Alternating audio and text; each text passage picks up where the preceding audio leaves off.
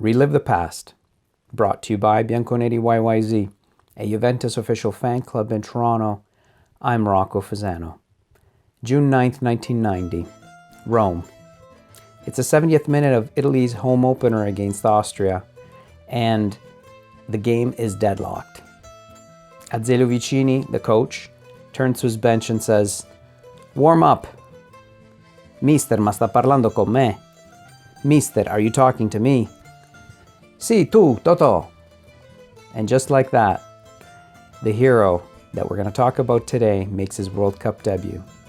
A handful of seconds later, Donadoni passes the ball wide to Vialli, who from the byline crosses a perfect ball to Schillaci right on his head, puts the ball away, puts Italy ahead in what would be eventually the game winner.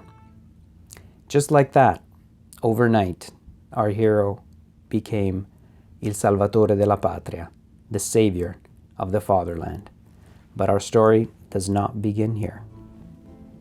Palermo, early 1970s. Among the cement jungle of popular housing complexes, children use whatever open space they can find, old rags rolled up to make a ball, and 2 stones to be used as goalposts. Schillaci Salvatore, shortened to Totò, comes from a poor family with 3 siblings. My father, a mason, would struggle to bring a plate of pasta home for us to eat, Toto says. It's a special treat when his dad brings home a few cans of pop for the kids to share, even if it meant that each gets a small glass of it.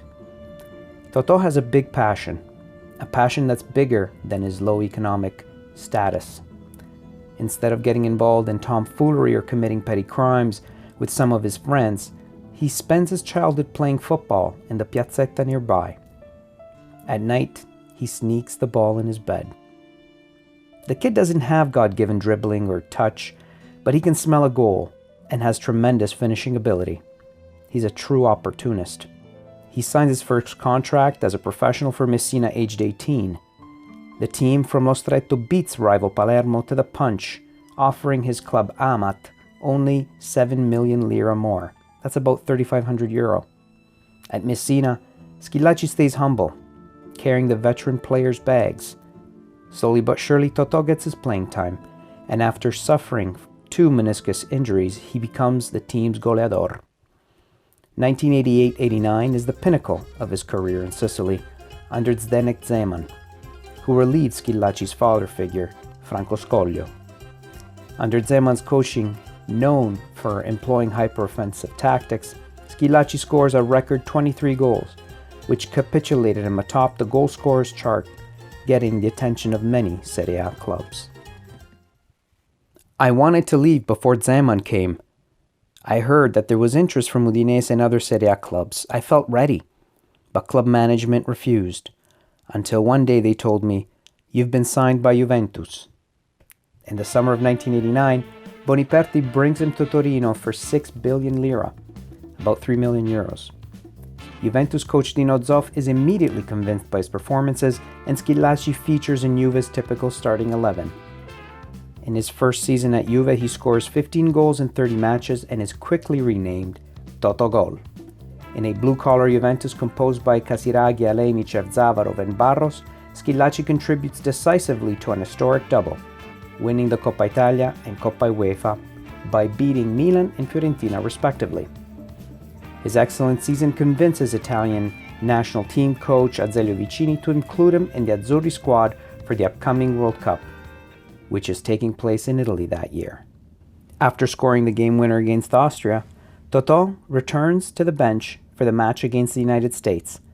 When he was subbed on again, Andrea Carnevale, who was being subbed off, made an eloquently rude gesture at Vicini that would mark the end of the Napoli striker's appearances in an Azzurri jersey. Mortem tua vita mea. Schillaci automatically becomes the starting striker for La Nazionale for the remainder of the tournament, scoring in all of the remaining matches. In fact, he breaks the deadlock against Czechoslovakia, Uruguay, Ireland, and in the semi-final lost in penalties against Argentina.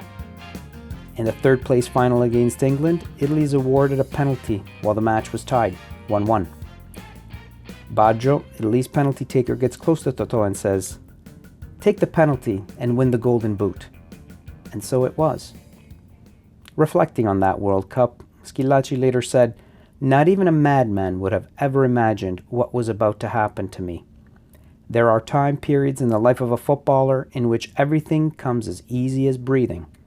For me, that magical state coincided with that World Cup. For me, that means that someone above decided that Totò Schillaci had to become the hero of Italy 1990.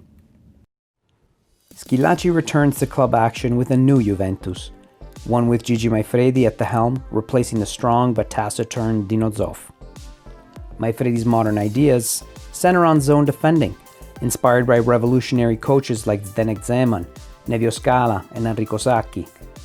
Roberto Baggio, his Azzurri striking partner, joined him at Juventus after a torrid transfer saga, which saw Boniperti tear Di Vincodino away from Florence for a record of 25 billion lira. That's about 12.5 million euros. Schillaci and Baggio are an odd mix, however. Baggio likes to tease, while Totò is a serious guy who doesn't take too well to tomfoolery. Yet, they were often sharing the same sleeping quarters when the team would play in away matches. "Robbie wouldn't speak much," Totò recalls, "and I wouldn't speak at all." It's no surprise that the two of them have an odd rapport. During one of these overnight stays, Schillaci wakes up to some weird sounds coming from the bathroom and notices that Baggio wasn't in his bed.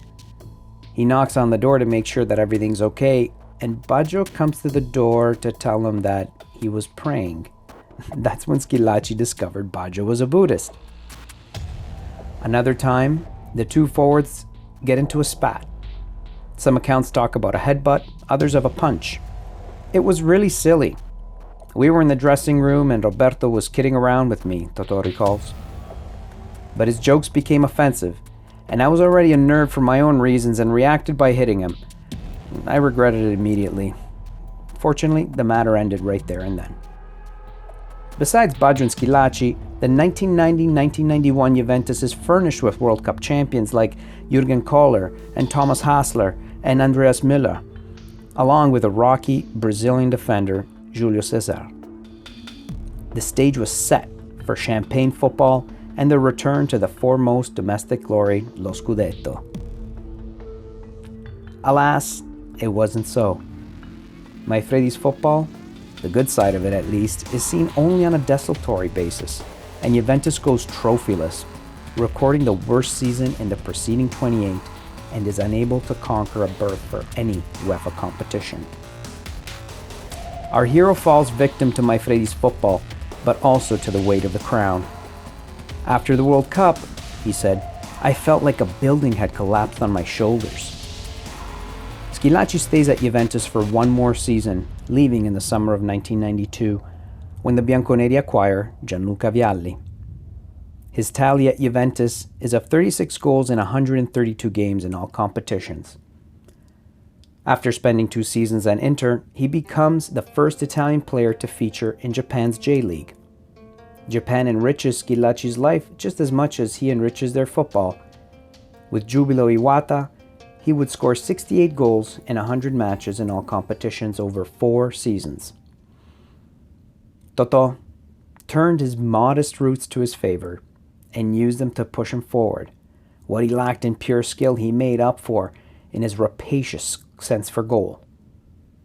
It was this humility and hunger that turned Totò into the people's champion. Totò currently has his own academy and works with the Juventus Legends project and has featured in some Juventus Legends games. Each one of us is smitten by a Juventus player whose career coincided with a particular time in our life or a particular victorious cycle in Juventus's history. It is because of them that Juventus is the legendary club that it is today. And it is because of that that it's important to relive the past.